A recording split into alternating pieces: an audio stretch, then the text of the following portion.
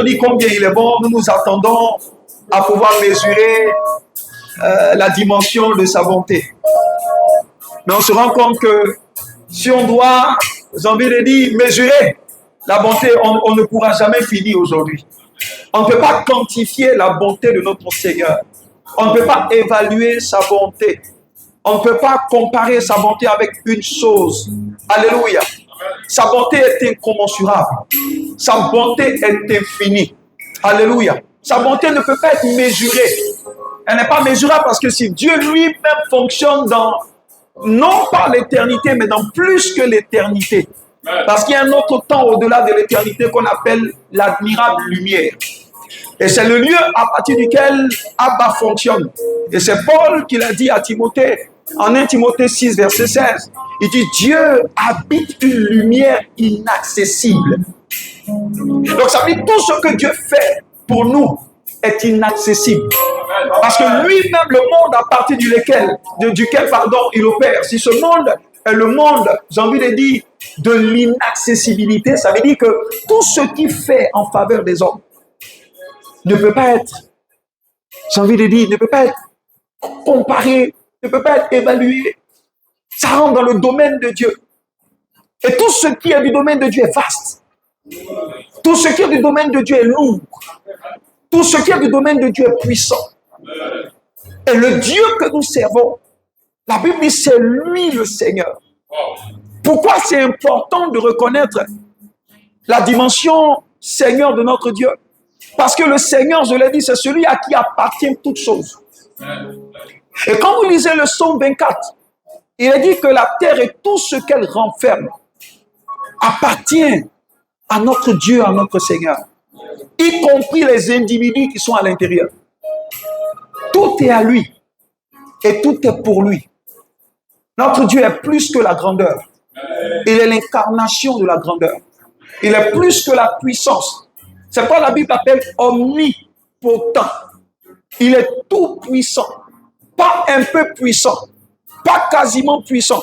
Mais la Bible dit qu'il est tout puissant. Ça veut dire qu'en dehors de lui, il n'y a aucune autre puissance qui puisse fonctionner. Alléluia. Alléluia. C'est fort. Et Jésus, après sa résurrection en Matthieu 28, verset 18, il dit, tout pouvoir m'a été donné, que ce soit dans les cieux et sur la terre. Mais il a pris ce pouvoir cumulé, cette puissance cumulée-là, qu'il a mise dans l'Église, dans la personnalité du Saint-Esprit. Donc, quiconque rencontre le Saint-Esprit rencontre la toute-puissance de Elohim. C'est pourquoi j'ai l'habitude de le dire, il n'y a plus de puissance aujourd'hui au ciel. La puissance se trouve dans la personnalité du Saint-Esprit. Et le Saint-Esprit est dans l'Église. Donc la puissance dans l'Église est plus puissante que la puissance qu'il y a au ciel aujourd'hui. Parce que si Jésus dit toute puissance m'a été donnée dans les cieux, ça veut dire qu'il a tout pris. Alléluia. Donc regardez et imaginez la bénédiction et la grâce que le Seigneur a déposée dans l'Église. Et l'Église, ce n'est pas le bâtiment. L'Église, c'est toi et c'est moi. Et cette divine puissance agit en nous. Et parce qu'elle agit en nous, elle est capable de faire de nous tout ce que la parole de Dieu dit que nous sommes. Alléluia. Alléluia. Notre Dieu est bon. C'est pas chaque fois que nous nous tenons dans sa présence. C'est une opportunité d'exalter sa bonté, d'exalter sa magnificence. C'est Moïse qui nous a appris qu'il y a la différence entre la puissance et la présence. C'est Moïse qui nous a montré qu'il y a la différence entre Kabod et Pénin. Moïse a marché avec Dieu. Nous le connaissons tous. Moïse a fait des exploits étranges avec Dieu. Moïse a vu ce qu'on appelle la réelle puissance de Dieu. La Bible dit par Moïse que Dieu a fondu la mer Rouge en deux.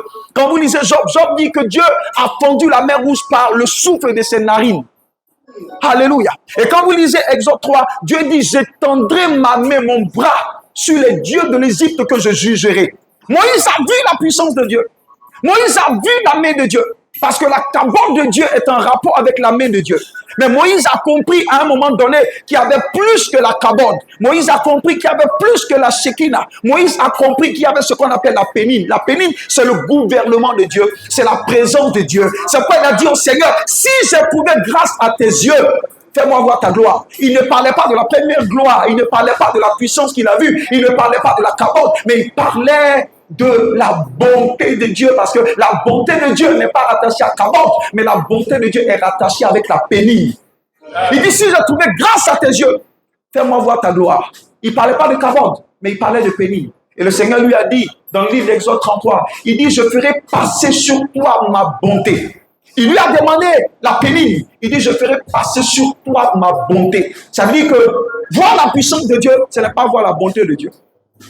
Alléluia. Parce que la puissance de Dieu est agissante sur tes ennemis. Mais la bonté, la présence de Dieu est en ta faveur. Amen. La présence de Dieu est ce qui transforme. La puissance ne change pas quelqu'un. C'est la présence de Dieu qui change. Non, la puissance ne change pas quelqu'un. C'est la présence de Dieu qui change. Parce que la Bible dit, à mesure que nous le regardions, à mesure que nous le contemplions, il a dit, à visage découvert, nous sommes transformés en la même nature de gloire en gloire. Beaucoup ont vu la puissance de Dieu, mais leur vie n'a pas changé. Les pharisiens ont vu la puissance de Dieu. Ils ont vu les miracles. L'Égypte a vu la puissance de Dieu, mais ça ne les a pas sauvés, ça ne les a pas changés. Mais lorsque la présence est fonctionnelle dans une vie, elle vient avec un système, elle vient avec un gouvernement. Et là où se trouve la présence de Dieu, là où se trouve le changement de Dieu. C'est pas le plus grand désir d'un fils du royaume. C'est de faire la prière de Moïse. Seigneur, si je trouvais grâce à tes yeux, fais-moi voir la gloire qui symbolise ta présence. En juste une seconde, je veux que tu cries au Seigneur pour sa présence. Dis, si je trouvais grâce à tes yeux, fais-moi voir cette gloire. Fais-moi marcher dans ta présence. Il a dit, celui qui demeure sous l'abri du Très-Haut. Est-ce que quelqu'un peut crier à Dieu pour sa présence? Crier à Dieu. Oh, crie au Seigneur pour cette présence. Dis-lui, si je trouvais grâce à tes yeux, Seigneur, fais-moi voir cette gloire. Merci, Seigneur. Merci, Jésus. Alléluia. Merci, Seigneur. Amen. On va s'asseoir dans cette présence. Acclame fortement le Seigneur. Merci beaucoup au groupe de louanges. Que Dieu vous bénisse abondamment. Je suis content de te voir là ce soir. Amen. À ce culte d'enseignement profond, je suis convaincu d'une chose. Il n'y a que l'enseignement qui a la capacité de changer et de transformer de vie. Parce que vous savez, là où la parole de Dieu est annoncée, la présence de Dieu aussi est annoncée. C'est ce qui fait l'avantage de la parole de Dieu. Parce que la parole de Dieu, la Bible déclare que la parole de Dieu représente Dieu lui-même. Parce que personne ne peut aller là où sa parole n'est pas allée. Donc à chaque fois que la parole de Dieu est annoncée, c'est Dieu qui vous est donné. C'est pourquoi Jésus a dit, mes propos ne sont pas, j'ai envie de dire, des paroles simples. Les propos ne sont pas juste le français ou l'anglais, non. Il dit, mes paroles sont esprit et vie. Alléluia. L'avantage de l'esprit de Dieu, c'est qu'il est esprit de un, mais qu'il est le seul esprit capable de transporter et d'administrer la vie. Alléluia. Donc à chaque fois que la parole est annoncée, la vie de Dieu est en train d'être administrée aux vies et au cœur. Amen. Je voudrais nous donner un message ce soir qui nous fera énormément de bien. Parce que il faut que nous comprenions, je pense que nous pouvons le voir avec tout ce qui se passe autour de nous. L'avantage pour nous en ces fins de temps, c'est de connaître Dieu dans une dimension profonde. Je l'ai dit à plusieurs reprises que les dons de l'esprit sont bons, mais ces dons qui sont pour l'utilité commune sont terrestres. Parce que lorsque nous serons dans l'éternité, dans la présence de Dieu, on n'aura plus besoin de ces dons-là. Parce que devant le trône de Dieu, personne n'a besoin d'un don de parole de connaissance, parce que dans cette présence là-bas, tout le monde connaît. La Bible dit, nous connaîtrons comme l'Esprit nous connaît nous-mêmes. Alléluia. Donc ça veut dire, dans ce domaine-là, les dons de miracles n'existeront plus. Pourquoi? Parce qu'il n'y a pas de maladie dans cette sphère. Donc tout ce qui est don de l'Esprit, qui est différent bel et bien de fruits de l'Esprit, sont des réalités qui sont terrestres. Donc c'est pourquoi ce ne sont pas les choses dont on peut se glorifier. Parce que c'est les choses que le Seigneur nous a données pour l'usage commun. C'est la chose que l'Esprit nous a donnée pour édifier le corps.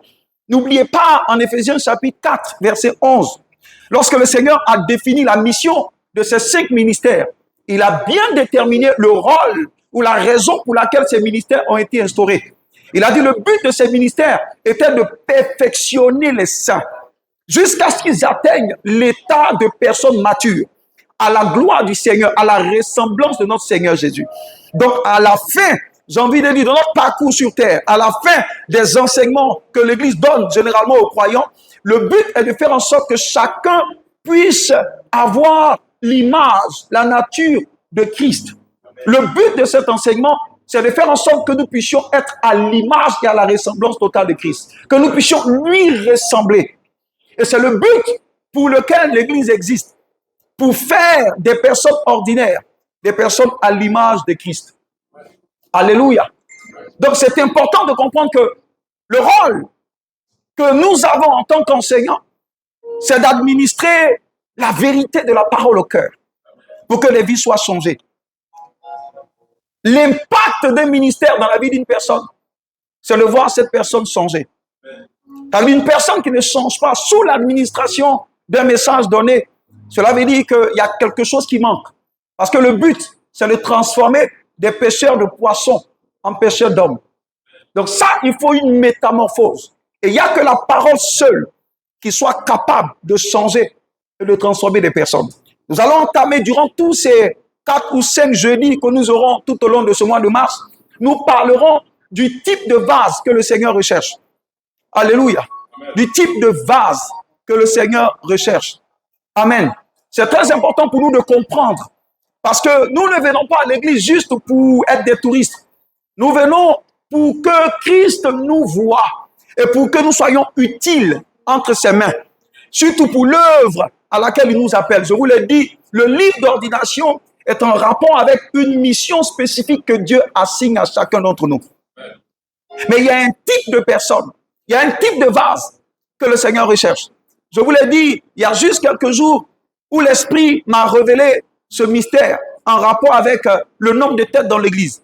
Il a dit, c'est vrai que beaucoup d'entre nous, en tant que pasteurs, nous comptons, j'ai envie de dire, le peuple par le nombre de têtes qu'il y a dans l'Église. Il dit, mais ça, c'est pas mon critère à moi, Dieu. Là où les hommes de Dieu voient le nombre de têtes, lui, Dieu voit le nombre de personnes qui fait sa volonté. Alléluia. Donc, quelqu'un peut dire, mais j'ai 10 000 personnes dans ma congrégation, mais quand Dieu regarde à partir des lentilles de l'esprit, Dieu peut voir seulement 10 personnes. Parce que selon lui, selon son critère et son standard, il n'y a que ces 10 personnes-là qui ont un poids spirituel lorsqu'on les met sur la balance de Dieu.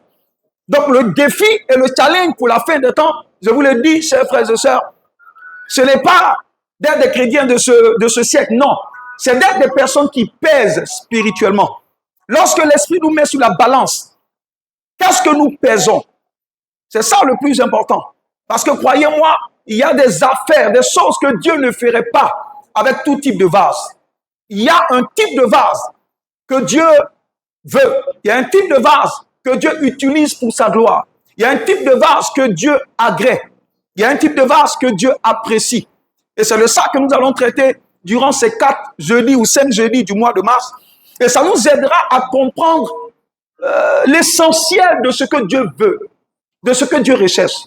Un jour, Paul a dit aux Thessaloniciens, il dit en réalité, chers Thessaloniciens, au-delà de tout ce que vous voulez, ce que Dieu veut, c'est votre consécration.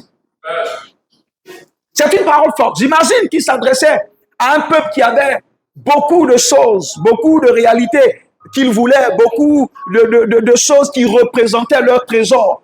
La Bible dit, là où se trouve ton trésor, là aussi se trouve ton cœur. Mais Paul est venu avec ce message de Dieu. Il a dit, en réalité, c'est vrai que vous avez beaucoup de choses, mais comprenez que ce que Dieu recherche dans le vase que Dieu veut, le vase que Dieu utilise, le vase que Dieu veut utiliser pour accomplir de grandes choses, le vase dans lequel Dieu veut s'investir pour accomplir de grandes choses, c'est un vase dont le socle, dont la base, le fondement, est un fondement de consécration.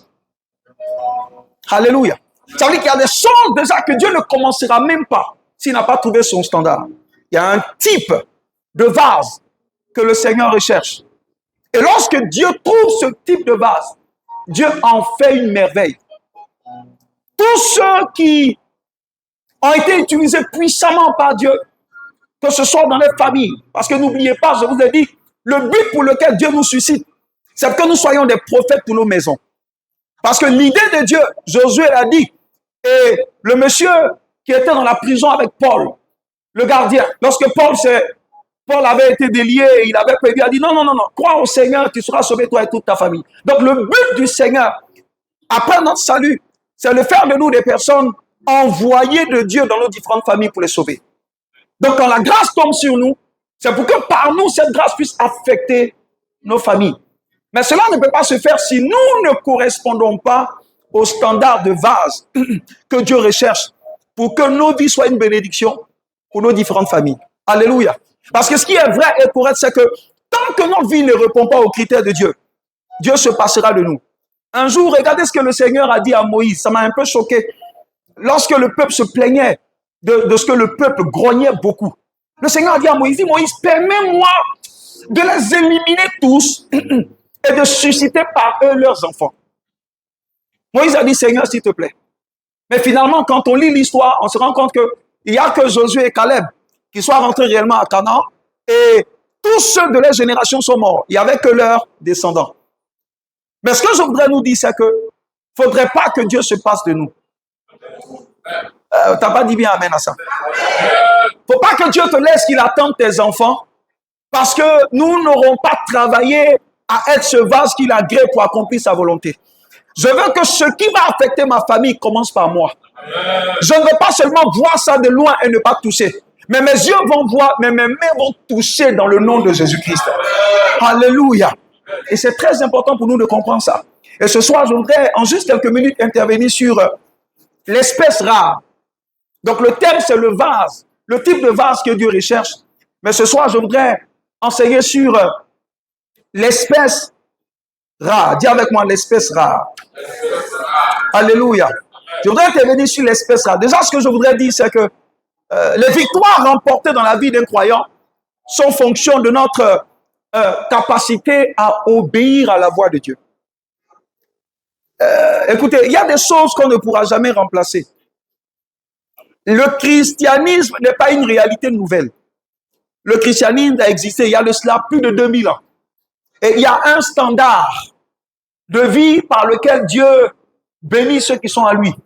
Il y a un standard de vie que Dieu recherche dans la vie de chaque croyant. Ce n'est pas une réalité nouvelle. C'est une réalité qui a existé il y a de cela vraiment longtemps. Alléluia. Il y a de cela des temps en arrière. Et les victoires ne viendront pas par hasard, non. Ces victoires-là seront le fruit, j'ai envie de dire, de notre obéissance. Et Deutéronome 28, même verset 1, est assez clair à ce niveau.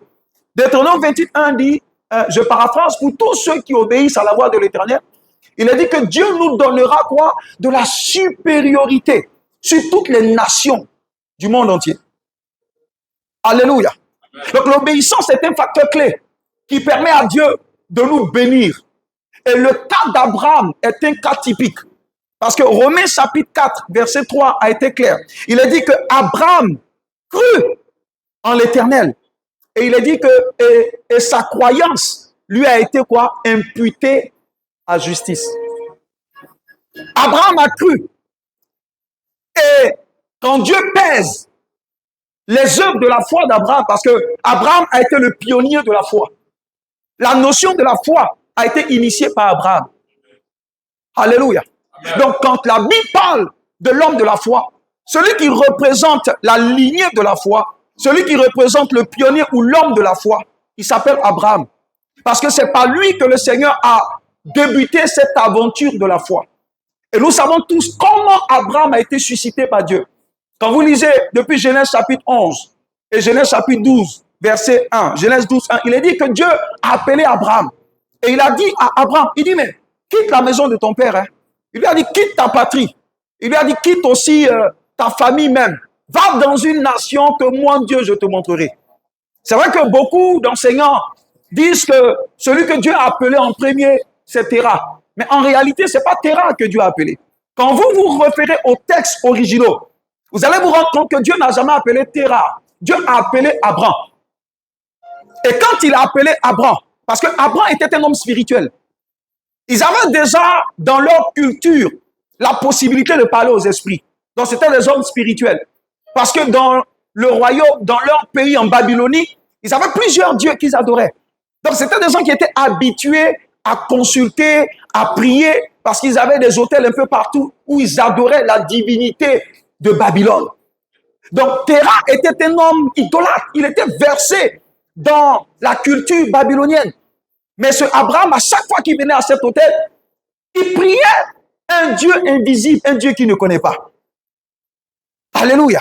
Pourquoi Dieu a localisé Abraham? Il a localisé Abraham parce que quand Abraham venait à cet hôtel, son cri n'était pas pour le Dieu de ses pères là, mais son cri était pour ce Dieu qu'il sait qu'il existe, mais qu'il ne connaît pas. Il disait, mais Seigneur, je sais que le Dieu qu'on adore ici, je sais que ce n'est pas lui Dieu.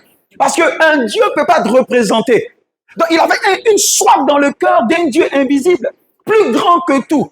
Donc c'est à la soif d'Abraham que l'Esprit de Dieu s'est révélé. Parce que Dieu a vu qu'Abraham, bien qu'étant dans l'erreur, il cherchait un Dieu dont la conscience était certaine, mais qu'il ne connaissait pas. Donc Dieu lui dit, mais Abraham, certes, il est à l'autel d'un Dieu qu'il voit physiquement, mais son cœur est pour une autre divinité. Il croyait en autre chose. Et ce Dieu-là, lui est apparu. Vous dites, Abraham, j'ai vu ton cœur. J'ai vu que tu cherches. Tu te poses beaucoup de questions. Tu es conscient que le Dieu qui est là n'est pas lui. Mais tu cherches autre chose. Effectivement, tu as raison. Je suis le Dieu de l'univers. Certainement, ce Dieu a dû rassurer Abraham dans une certaine dimension. Et il lui a dit, Abraham, sors de là où tu es. Parce que je ne peux pas me mélanger. Tu ne peux pas être là où tu es et puis m'entendre. Pourquoi? Parce qu'il risque d'avoir des interférences. Il dit, Abraham, quitte la maison de ton père. Quitte ta patrie. Quitte ta parenté. Quitte tout ce qu'il y a. Va dans une nation que moi-même je te montrerai. Parce qu'à partir de toi, je ferai une grande nation. Donc c'est à Abraham que l'Éternel s'est révélé. Parce que Abraham était dans la prière. Et l'esprit superviseur de l'autel d'Abraham s'est révélé à lui pour lui dire, je suis le Dieu, peut-être que tu ne connais pas, mais fais-moi confiance et va dans une autre nation. Va dans une zone. Et Abraham, certainement, quand tu lis les histoires, est allé voir son papa. Il dit, ah papa, je ne comprends pas ce qui se passe, mais voici, un autre Dieu m'a parlé, il m'a dit d'aller dans tel endroit. Alléluia. Et c'est Terah qui a dit, bon, quand tu t'en vas, je te suis. Alléluia. Donc Terah a suivi Abraham, qui est sorti aussi avec Lot. Et ils sont allés à Haran.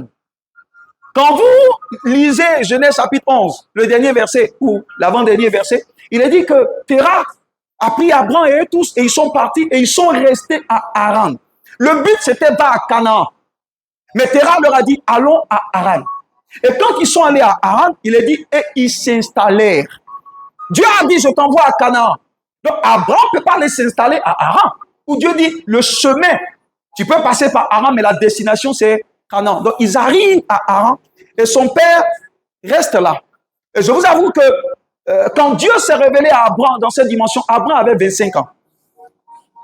Donc, de 25 ans à Haran, après la mort de son père, Terah veut dire retard. Donc, Dieu ne peut pas confier une mission à quelqu'un qui a un retard. Donc, c'est à Abraham. Mais regardez ce que Terah a fait d'Abraham. Dieu se révèle à lui à 25 ans. Et son père le prend, ils arrivent à Haran. Et puis, ils s'installent là. Et c'est à 75 ans. La Bible dit que Terah est mort. Abraham a perdu 50 ans, un jubilé. Et c'est là maintenant que Dieu se révèle à lui. Il dit, je t'avais dit d'aller, mais tu as pris avec toi Lot. Voilà. Tu as pris aussi avec toi retard. Donc, c'est normal que ta vie ait été retardée de 50 ans. Et c'est là que Dieu lui dit maintenant, va maintenant là où je te demande d'aller. Donc Abraham était l'homme de la foi. Il a tellement manifesté les œuvres de la foi qu'il est devenu l'ami de Dieu. Nous savons qu'il y a des mots que Dieu n'utilise pas comme ça pour tout le monde. Abraham était l'ami de Dieu. Et quand vous lisez Romains 4, verset 3, il est dit, et Abraham crut en l'Éternel. Et les œuvres de sa foi lui ont été imputées à justice. Le mot imputé est un mot technique. C'est un mot, si vous voulez, comptable. Parce que ça veut dire Calculer, ça veut dire compter, ça veut dire, comment on dit, décompter, et puis mettre ça sur le compte de quelqu'un. Alléluia. Ça veut dire que toutes les œuvres de la foi d'Abraham, Dieu les a pesées. Dieu les a mis ensemble. Et Dieu a donné une valeur à ces choses-là. Et la valeur, il a prise et il a mis ça à l'avantage d'Abraham. Parce que le mot grec qui signifie imputer, c'est logitsomai. Ça veut dire calculer et mettre sur le compte de quelqu'un. C'est une expression comptable. Et c'est très important. Abraham ici a vu les œuvres de sa foi peser. Dieu pèse les choses. Ce que nous faisons est pesé. Parce qu'il y a une balance qui existe au ciel. Il y a une balance qui existe dans l'éternité. Une balance divine qui n'est pas la balance des hommes. Parce qu'un poids physique n'est pas pareil qu'un poids spirituel. Mais tout ce que nous faisons, ce qu'on appelle les œuvres de l'esprit, les œuvres de la foi, sont pesées. Dieu pèse tout ce que nous faisons. Nos œuvres de foi sont pesées. Oh, ton adoration est pesée. Ta louange est pesée. Tes dons sont pesés. Tes actions sont pesées. C'est pas tout ce que nous faisons pour Dieu. Ce sont des choses qu'on ne fait pas pour l'homme de Dieu, mais c'est pour Dieu qu'on le fait. Et quand tu le fais pour Dieu, Dieu il pèse. Tout ce que nous faisons est pesé. Alléluia. Et la balance de Dieu, et je vous l'ai dit, est en fonction du shekel du temple. C'est un poids en rapport avec l'autel de Dieu. C'est un poids en rapport avec l'autel de Dieu. Un jour, Zach a dit, mais si tu me dis que tu as la foi, qu'on ne voit pas les œuvres, c'est que ta foi n'est pas vraie. Alléluia. Donc, en d'autres termes, ce sont les œuvres qui justifient notre foi.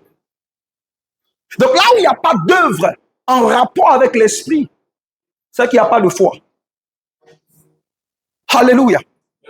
Et ces œuvres de la foi là sont pesées. N'oubliez pas, la Bible dit, je ne sais pas par hébreu, ou bien, je crois en hébreu qui dit qu'on vient à une personne de mourir une seule fois, après quoi vient le jugement.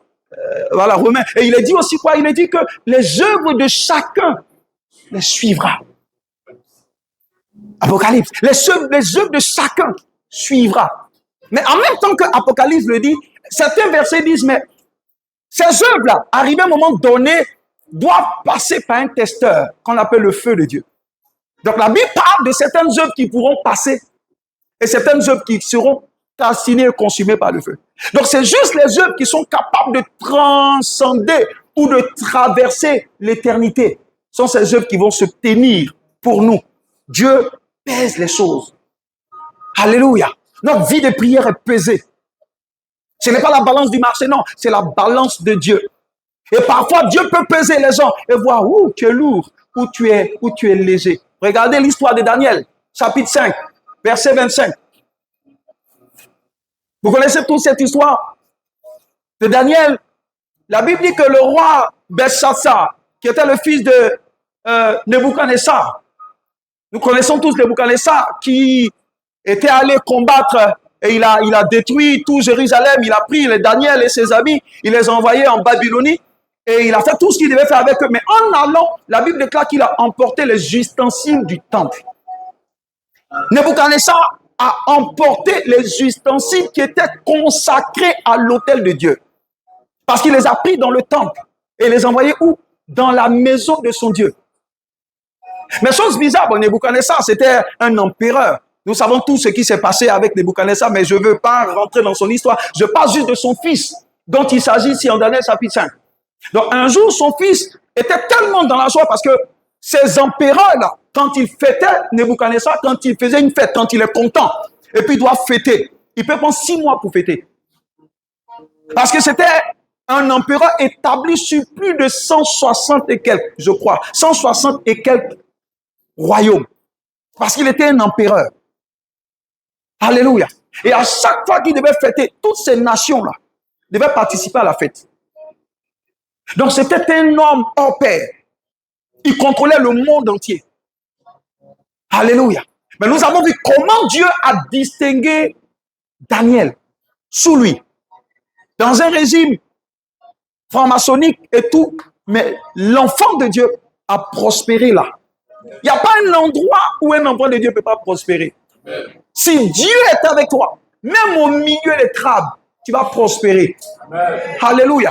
Parce que ce qui définit notre prospérité, ce n'est pas le lieu où on est planté. Mais ce qui détermine notre prospérité, c'est qui est avec toi là où tu es planté. Daniel était au milieu d'eux. Mais son Dieu était avec lui. Et il a prospéré au milieu d'eux. Donc, Belshazzar, son fils est venu. Et un jour, il était tellement heureux.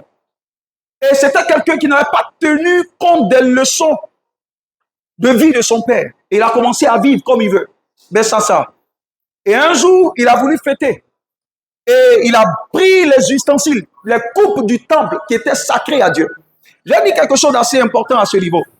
Tout ce qui touche l'autel de Dieu est consacré à Dieu. Y compris nos vies. Parce que dans la nouvelle alliance, l'autel, ce n'est pas un truc qu'on élève. La nouvelle alliance, l'autel, c'est nous-mêmes. Parce que Christ est en nous. Christ a dit, le temps viendra où les anges monteront et descendront sur le Fils de l'homme. Donc c'est dans cette révélation-là que nous sommes. Alléluia. Donc tout ce qui touche l'autel de Dieu est consacré à Dieu. Et à chaque fois que ce qui est consacré à Dieu est utilisé à d'autres fins, ça entraîne la colère et la jalousie de Dieu. Et Belshazzar a pris cette coupe qui était dédiée à l'autel de Dieu. Il y a mis du vin. Il a bu d'abord parce qu'il était en joie. Et après, la Bible dit, il a rendu gloire au Dieu de l'or et au Dieu de l'argent avec la coupe de l'Éternel. Et ça a attiré la colère et la jalousie de Dieu. Parce que ce qui est consacré à Dieu, on ne l'utilise plus pour autre chose. Alléluia. Gloire à Jésus. Et soudainement, pendant qu'il était assis, la Bible dit, un doigt est descendu du ciel.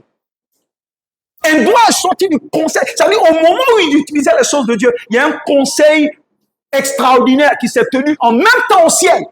Et un doigt, en termes de sentence, est descendu sur la terre et a commencé à écrire des choses. Le roi était paniqué. Personne ne pouvait déchiffrer. Tu ne peux pas déchiffrer une réalité dont tu ne connais pas l'origine. Donc les magiciens sont venus pour essayer de déchiffrer un code qui ne peut être déchiffré que par ceux qui ont la possibilité d'être assis à partir du trône de gloire. Et c'est là que sa femme se souvient de quelqu'un qu'on appelle Daniel. Donc ça veut dire que lui-même n'avait même pas eu contact avec Daniel. Parce que c'est la dame qui lui a dit, mais au temps de ton papa, il y avait un monsieur qu'on appelait Daniel. Il dit qu'il avait un esprit exceptionnel. Il avait une intelligence incroyable, un discernement formidable. Donc, ça veut dire que sa femme était consciente que cet homme-là n'était pas un homme normal. Parce qu'elle a dit que l'esprit qui est en lui est l'esprit des dieux saints. Et quand Daniel arrive, il lui dit, mais voici le doigt écrit. Qu'est-ce que ça veut dire? Vous allez voir, quand vous lisez de Daniel chapitre 1, j'ai remarqué qu'à chaque fois que le roi demande à Daniel, mais qu'est-ce que ça veut dire? Le premier rêve du roi, Daniel a dit, je viens, je m'en vais prier. Le roi, donne-moi quelque temps, je vais prier. Mais dans ce cas d'espèce, quand ils ont dit à Daniel, Daniel n'a pas dit, je vais prier. Daniel avait tellement grandi dans l'esprit qu'il n'avait plus besoin d'aller prier. Lui-même, il était la prière. Il était constamment dans la prière au point où à tout moment, la révélation peut venir. Quand il a vu, il a dit, mais qu'est-ce que ça veut dire ce doigt? Daniel n'a pas eu besoin de dire au Saint-Esprit. Parce que de là où le doigt vient, c'est là-bas où Daniel dort. Daniel n'était pas un homme. Il y a des dimensions que tu atteins avec Dieu, où tu vis plus dans le spirituel que dans le naturel. C'est ça la marche par l'esprit. Tu as su terre, mais tu fonctionnes à partir des réalités spirituelles. Jésus a dit aux disciples, il dit le Fils de Dieu qui est dans le ciel, mais en même temps qui est devant toi. Comment tu peux être au ciel et en même temps devant les gens? Oui, Daniel était un homme ainsi. Quand il a vu, il dit, qu'est-ce que ça veut dire? Il dit, mon roi, tu n'as pas écouté ce que Dieu a fait à ton père. Tu n'as pas tenu compte des leçons. Tu n'as pas tenu compte de ce que le Seigneur a fait de ton père Nebuchadnezzar. Aujourd'hui, ta folie t'a emporté et tu as péché contre ce Dieu-là. Et pendant que tu faisais tout ça, un conseil secret s'est tenu. Et l'émissaire de ce conseil a été dépêché pour donner le verdict sur la base de ta folie. Il dit, qu'est-ce que ça veut dire? Ça veut dire mener, tekel ou farcine. Il dit, qu'est-ce que ça veut dire? Il dit, ton royaume a été compté, tu as été trouvé léger. Donc le Seigneur a pesé. Maintenant, ce qu'il a fait, c'est qu'il t'a divisé. Il n'y a plus d'espoir pour toi. Et la Bible dit juste quelque temps après qu'il ait même élevé Daniel à un certain niveau, la Bible dit que la mort l'a emporté. Dieu pèse. Toutes nos œuvres sont pesées. Beaucoup de chrétiens pensent que la vie, c'est juste une question de vivre. Non. Chaque action que nous posons est pesée à la balance de Dieu. N'oubliez pas que Dieu récompense. Et les récompenses du Seigneur sont basées sur la base de quoi? Parce que la récompense, c'est donner à quelqu'un son salaire. Dieu pèse. Et les œuvres de Belshazzar ont été pesées. Et il a perdu son royaume. Simplement parce que il n'a pas obéi à Dieu.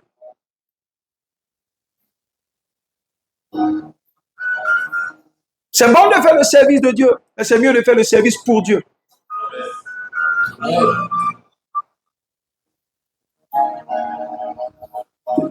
Tout pour sa gloire. Tout pour sa gloire. C'est pas tout ce que nous cherchons à avoir. Si l'intérêt n'est pas pour que la gloire de Dieu soit élevée, ça ne passera pas le test du feu. Parce que tout ce que tu demandes, tout ce que Dieu te donne, pourquoi est-ce que tu le veux? Pourquoi est-ce que tu veux ce mariage? Pour la gloire de Dieu?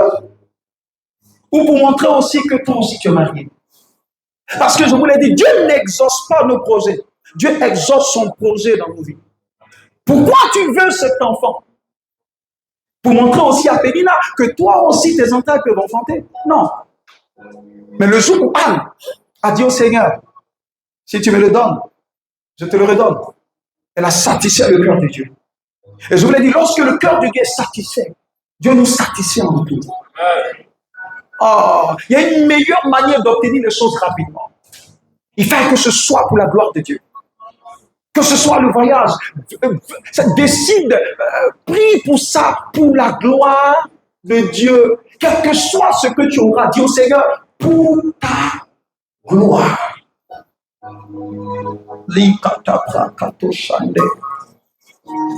Les prosi kadou prachanda babo. Rabasi akato sabrande zuza makele prosi kadou prachande. Et tu pour ta gloire.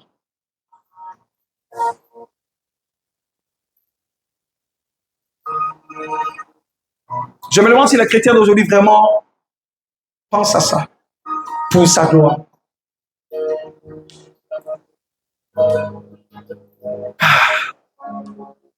Pour sa gloire. Pour sa gloire.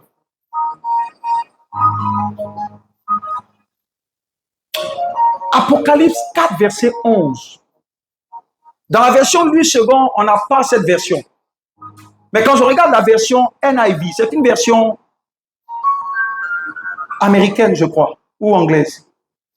Il a dit, oh Dieu, c'est Jean qui a eu cette révélation et qui nous l'a donnée. Jean dit, parce qu'il a eu accès à la présence de Dieu. Ça veut dire, il y a des informations presque que tu n'auras jamais si tu n'as pas côtoyé la présence de Dieu.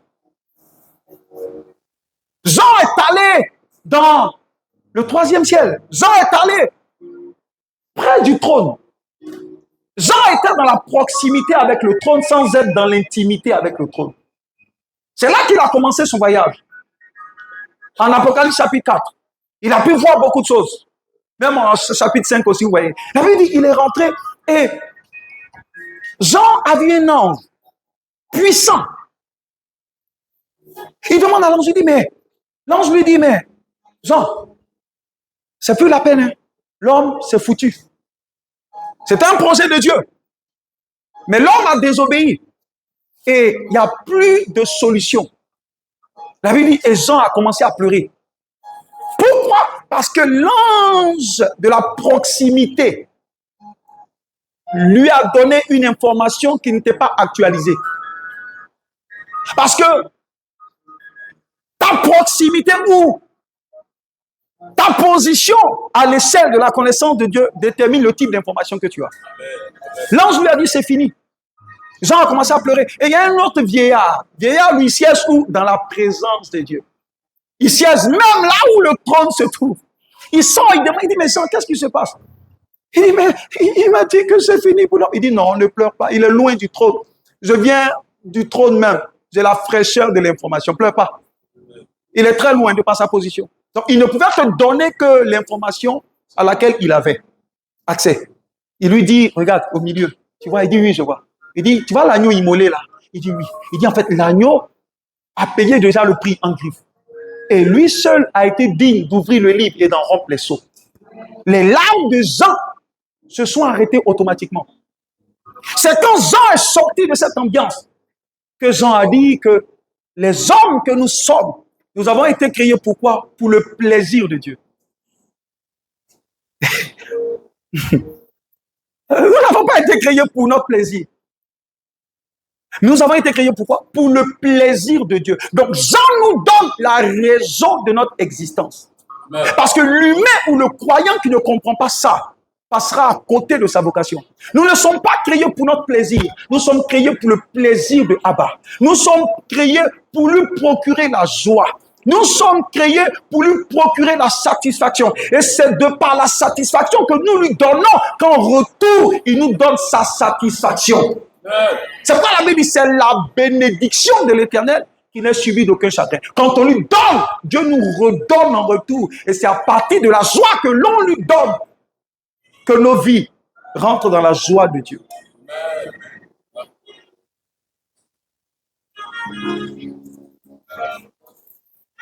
Nous sommes faits pour le satisfaire. Nous sommes faits pour le satisfaire. Et ce n'est pas l'évangile qu'on a l'habitude d'entendre. Non. Il y a des types d'évangiles qui ne font pas grandir. Mais le type de nourriture que tu consommes définira la forme spirituelle que tu auras. Nous sommes créés pour son plaisir. Quand tu comprends ça, tout ce qu'il te donnera sera pour son plaisir. Quand tu comprends ça, tu comprends en fait que tu n'as rien. Tout a été prêté. Ah. Tu comprends que tu n'es pas possesseur, mais tu es juste un gestionnaire. Je crois que j'en parlais même avec Keita il y a quelques jours. Tu comprends que tout ce qui passe par toi, c'est juste un legs. Dieu t'a délégué. Dieu t'a permis de gérer. Quand tu comprends ça, tu comprends que tout est pour sa gloire.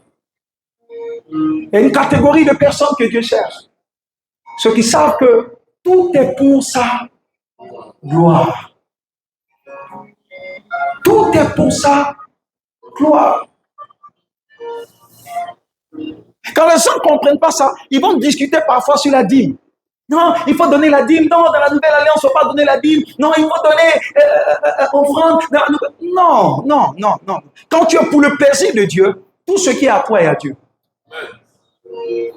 Parce que dans la nouvelle alliance, vous allez voir que les disciples, les apôtres n'ont pas trop pressé la notion de la dîme.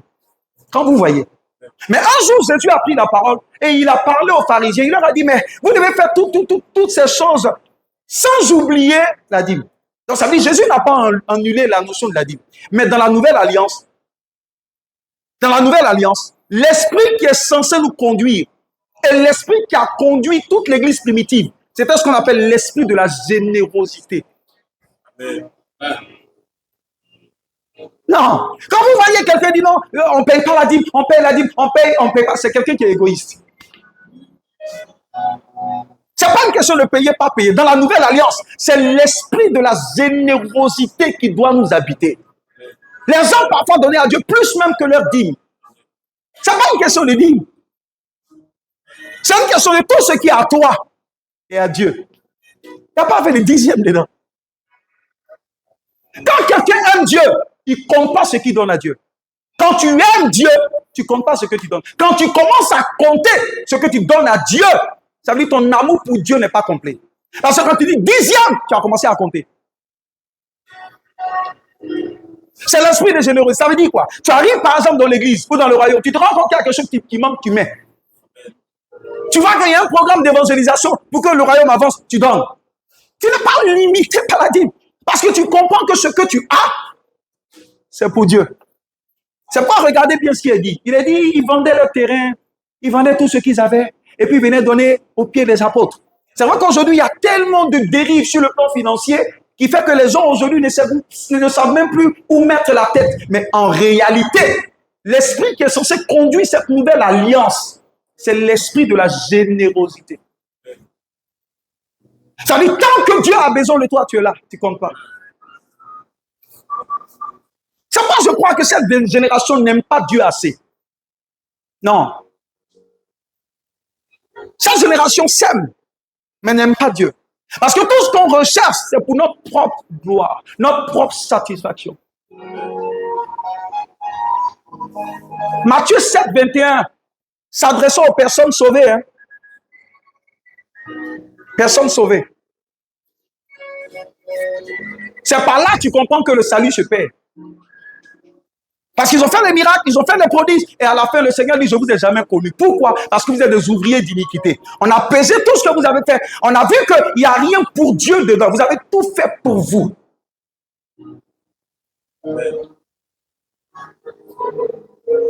Et le Seigneur dit, je ne retiens que ceux qui font quoi? La volonté de mon Père.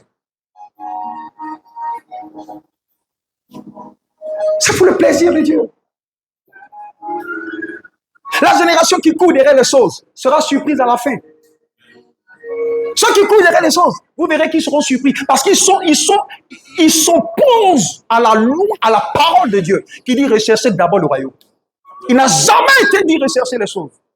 Donc le fait déjà de le faire est en contradiction avec la parole de Dieu.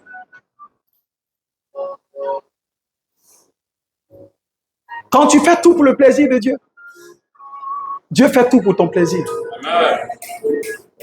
Oh, étudions l'histoire des anciens. Étudions leur histoire. Vous serez émerveillés. Allez taper les histoires. Ne prenez pas les histoires des 20 dernières années. Non. Allez un peu en arrière. Vous allez voir combien les gens ont vécu pour Dieu. Nous ne vivons pas pour Dieu. Nous sommes une génération égoïste. Nous sommes une génération qui n'aime pas Dieu. Nous sommes une génération qui insulte Dieu. Nous sommes une génération en réalité qui veut juste pomper Dieu. Mais il n'y a pas d'amour réel que nous avons pour Dieu. C'est pourquoi la chrétienté est poreuse.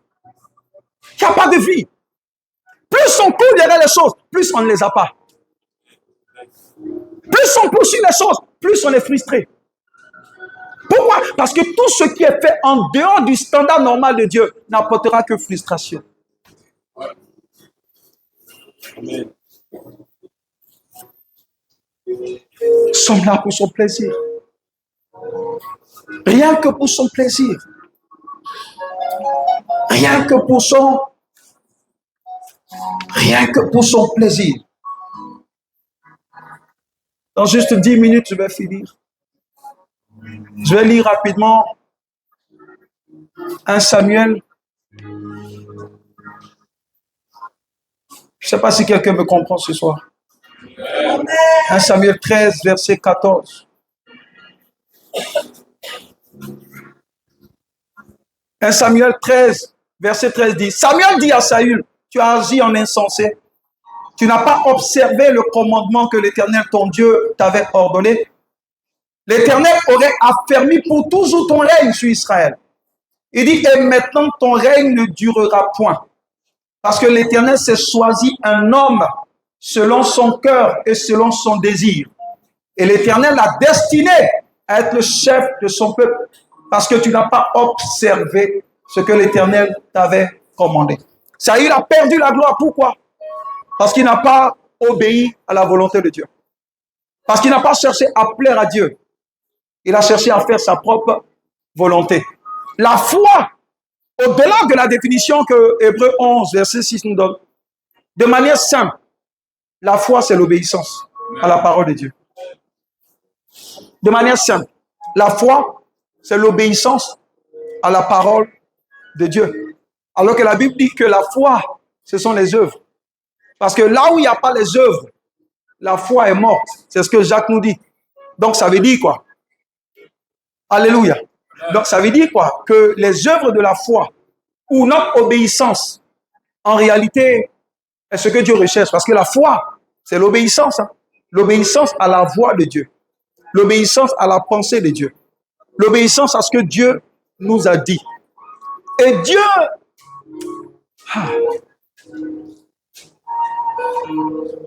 Dieu ne changera pas pour nous. La Bible dit de même que ma parole. Il a dit quoi? Non, il dit plutôt que je suis celui, je crois dans le psaume 138. Il dit j'exalte ma parole au-dessus de tout renom. Le psaume 138. Ça veut dire quoi? Ça veut dire que moi, Dieu, j'ai pris ma parole que j'ai mis au-dessus de moi. Ça veut dire moi-même, Dieu, je suis sous ma parole. C'est un peu comme les gens à l'Assemblée nationale. Ils se mettent ensemble pour voter une loi. Quand ils finissent de voter la loi, eux-mêmes, ils sont sous la loi. Amen. Quand ils finissent de voter, eux-mêmes, la loi qu'ils ont votée, si déconnent, la loi même les condamne. Donc Dieu dit, ma parole, je la mets au-dessus de moi. Ça veut dire, il y a des choses que Dieu ne fera pas si son standard n'est pas respecté. Nous vivons pour son plaisir. Et David a été localisé par Dieu à cause de son cœur.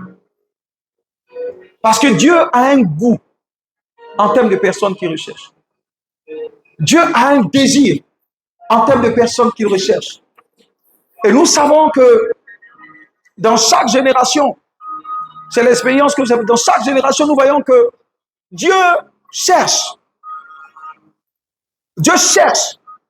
Et ce n'est pas aujourd'hui que Dieu, à maintes reprises, a posé cette question dans les Écritures. Au temps d'Ésaïe, Dieu a dit, qui enverrai-je? Et c'est un message qui est d'actualité encore aujourd'hui. Dieu cherche. Dieu cherche. Dans cet âge, Dieu cherche encore un homme parmi les hommes. Dieu cherche une femme parmi les femmes.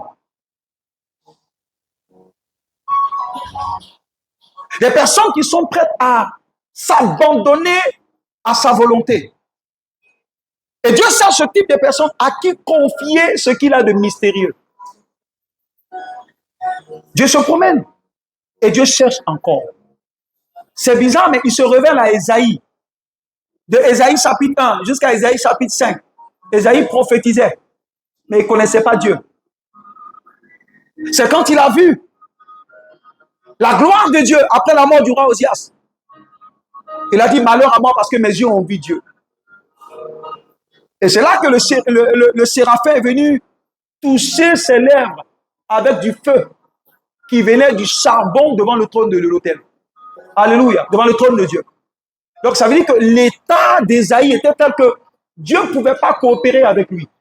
Donc il prophétisait, mais Dieu n'était pas avec lui. Parce que juste après ça, Dieu lui dit, qui enverrai-je?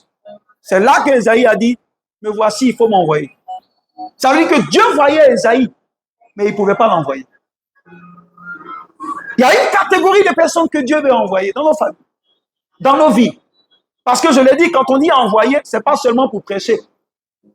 Quand Dieu a parlé de je vous envoie, aller par toutes les nations. Le mot nation, c'est le mot ethnos. Ça veut dire aller dans chaque couche de la société. Si tu travailles dans le domaine de la comptabilité, comprends que tu es un apôtre dans ce domaine. Si tu travailles dans le domaine de la mine, comprends que tu es un apôtre dans ce domaine. Vous savez, à chaque fois que tu raisonnes comme ça, tu travailles pour le plaisir de Dieu. Tu fais tout pour la gloire de Dieu. Tu comprends que si Dieu t'a donné une promotion dans le travail, pour être dans le domaine de la santé, ce n'est pas pour ton malin. C'est pour que tu sois une stratégie pour Dieu dans ce domaine-là. Nous sommes des apôtres sur le marché. Chacun dans son domaine d'activité. Mais notre rôle, c'est d'être des ambassadeurs plénipotentiels du royaume de Dieu, là où Dieu nous met. Regardez Anne. Anne a dit, Seigneur, donne-moi un enfant, donne-moi un enfant, donne-moi un enfant. Mais en fait, l'idée de recevoir un enfant, C'était pour dire à Pénina, moi aussi enfant, ton malin là, ça a fini. Mais Dieu n'a pas écouté ça. Parce que tout ce que Dieu fait, ce n'est pas pour te glorifier. Mais le jour où elle a dit, Seigneur, si tu me le donnes, je te le redonne. C'est une question de la gloire de Dieu. Ce n'est pas une question de nous, c'est une question de lui. Tant que tes regards, en ce qui concerne ce que tu veux, va dans le sens de glorifier Dieu, Dieu sera plus pressé que toi de t'accorder ce que tu veux. Amen. J'ai jamais vu Dieu refuser à une personne quelque chose qu'elle demande pour la gloire de Dieu. Tous ceux qui ont demandé des choses pour la gloire de Dieu, Dieu leur a donné plus que ça. Regardez Salomon. Le Seigneur vient, il va poser une action pour satisfaire le cœur de Dieu. Dieu lui demande qu'est-ce que tu veux. Il dit non, je veux juste la sagesse. Amen. Dieu lui a dit en plus de la sagesse, voici ce que j'ajoute dessus. Travaille pour la gloire de Dieu. Et tu verras même des choses s'accomplir dans ta vie que tu n'as pas demandé.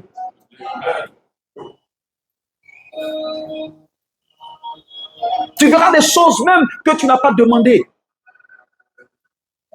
Fais tout pour sa gloire. Parce que notre poids, ce qui tient sur la balance, c'est ce qu'on a fait pour sa gloire. Parce que c'est possible qu'on fasse des choses pour notre gloire. Mais tous ceux qui le font pour la gloire de Dieu, Dieu même se révèle à eux. Et Dieu fait de leur vie ainsi. Tout pour lui.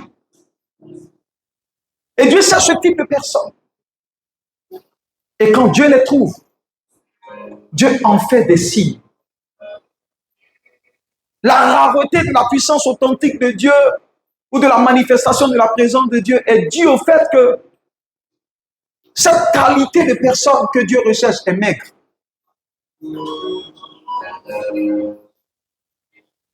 Et croyez-moi, aucun réveil ne pourra venir si l'évangile que nous prêchons, c'est ce que nous connaissons. Non. Aucun réveil ne vient quand nos regards ne sont pas sur lui. Les gens désirent en fait quelque chose qu'ils ne comprennent pas. Aucun réveil ne vient si les regards ne sont pas sur lui. Jean dit, voici l'agneau. Il n'a pas dit, mais voici. Il dit, voici l'agneau. Celui qui ôte le péché du monde. Il dit que je diminue et que lui puisse croître. Jean disait, ce n'est pas une question de moi, c'est une question de lui.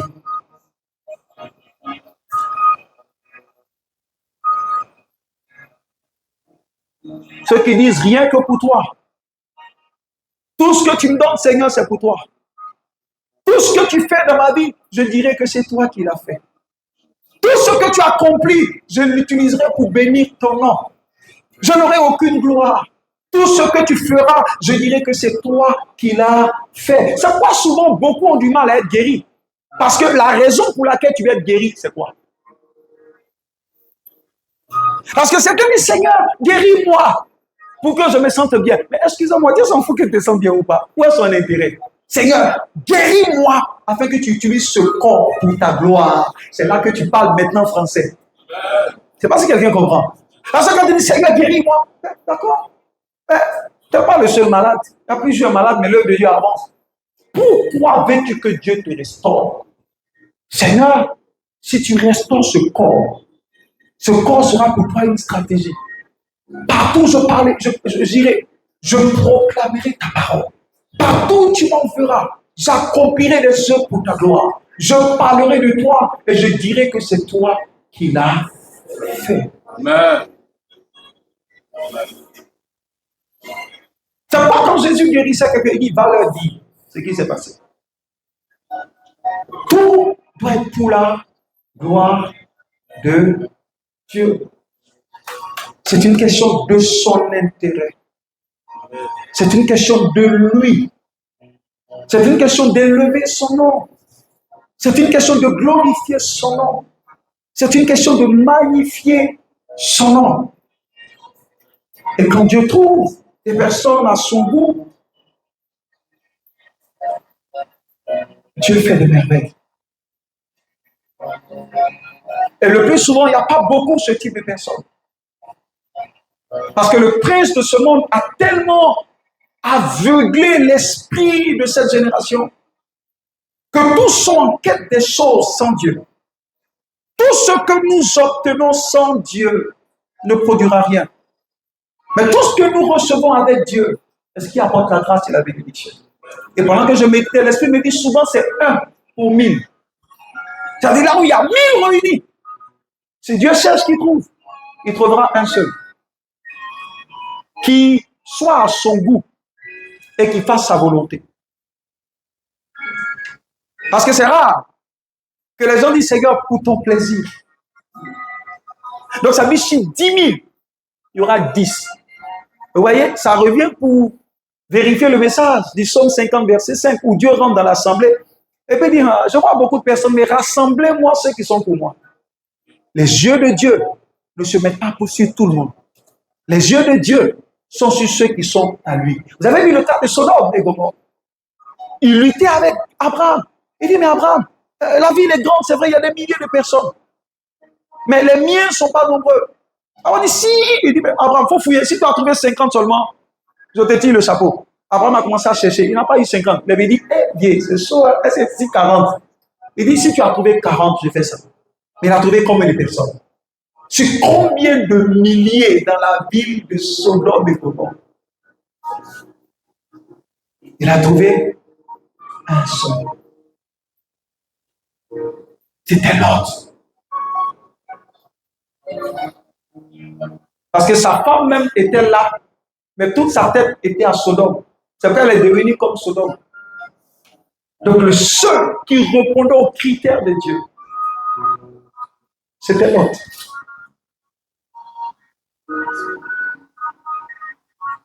Cette génération a besoin d'être représentée à Dieu, d'être réintroduit à Dieu.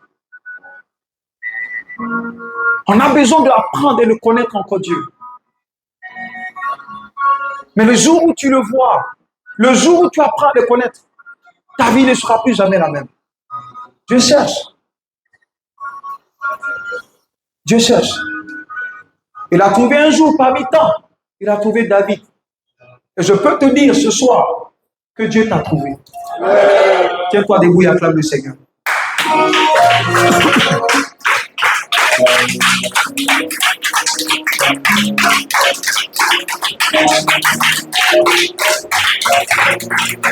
Alléluia.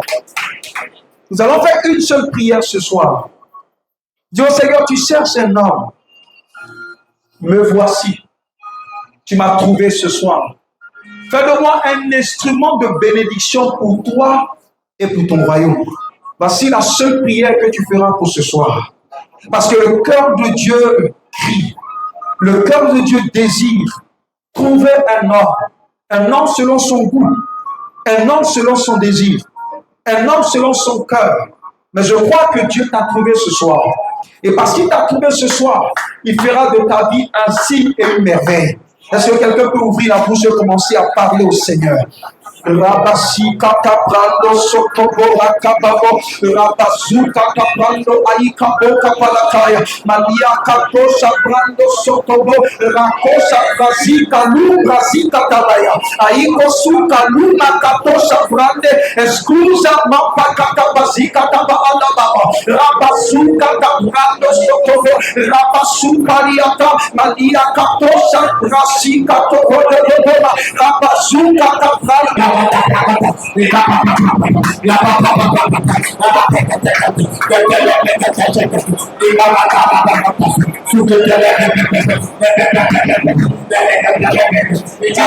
voici Seigneur. Me voici Seigneur.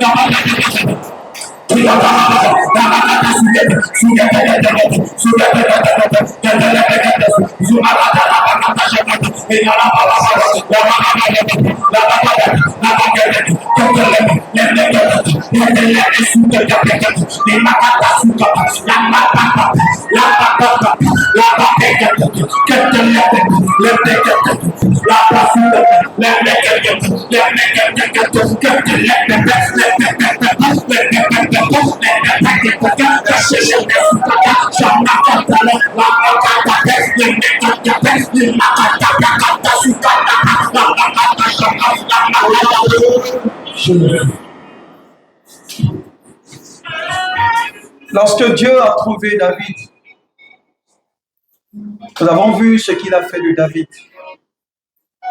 Personne ne pouvait toucher David.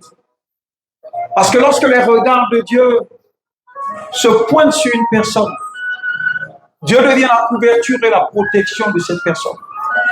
Tous ceux qui se levaient contre David dans cette période tombaient parce qu'ils ne rencontraient pas David, mais ils rencontraient l'armée du Dieu de David.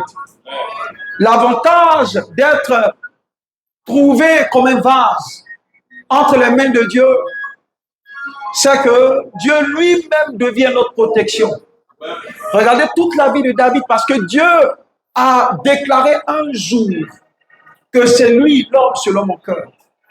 Quand Dieu trouve l'homme selon son cœur, Dieu fait de cet homme une merveille. Et rien ne peut arrêter cet homme. Aucune tempête ne peut emporter cet homme. Et il a affermi le trône de David.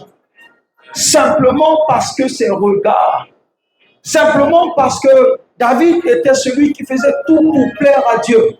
Quand vous lisez l'histoire de Saül et de David en ce qui concerne Goliath, vous lirez que lorsque les soldats de Saül partaient, quand vous lisez bien, vous allez voir qu'ils partaient gagner dans le but de plaire à Saül. Lisez l'histoire. C'est bien dit. Ils partaient essayer de gagner dans le but de plaire à Saül. Dieu n'avait pas sa gloire. On comprend pourquoi ça passait tout ce temps. Mais le cas de David, c'est que quand David partait, il a dit même dans sa déclaration, il dit, je ne viens pas contre toi, Goliath, par une force quelconque. Il dit, je viens au nom de l'Éternel. Donc déjà là, David a donné gloire à son Dieu. Et nous avons vu qu'il a triomphé. Dieu était avec lui partout où il allait. Quand tu vis pour le plaisir de Dieu, Dieu m'aime avec toi partout où tu iras. Et à compter de ce soir, je te le dis de la part du Seigneur, Dieu est avec toi partout où tu iras. Il marchera avec toi.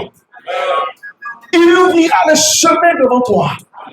Tu n'iras pas sans lui parce qu'il t'a trouvé. Et l'espèce que Dieu recherche est tellement rare que quand Dieu te trouve, la jalousie de Dieu en ce qui te concerne est énorme. Dieu ne t'abandonnera jamais entre les mains de tes ennemis. Dieu te fera toujours triompher de tous les combats qui se présenteront à toi. Dieu te garantira l'accomplissement de son livre d'ordination en ce qui te concerne. Parce que Dieu est pour ceux qui le cherchent et pour ceux qui le cherchent d'un cœur sincère. Remercie-le de là où tu es.